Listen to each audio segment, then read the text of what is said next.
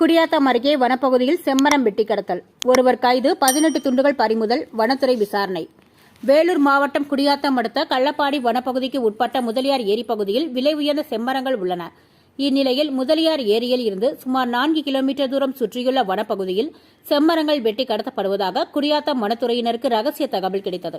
அதன் பேரில் வனத்துறை அலுவலர் வினோபா தலைமையிலான வனத்துறையினர் சம்பந்தப்பட்ட காட்டுப்பகுதிக்கு சென்று பார்த்தபோது செம்மரத்தை வெட்டி அதனை துண்டுகளாக வெட்டி கொண்டு இருந்த முதலியார் ஏரியை சேர்ந்த சேட்டு என்ற முனியராஜ் என தெரியவந்தது.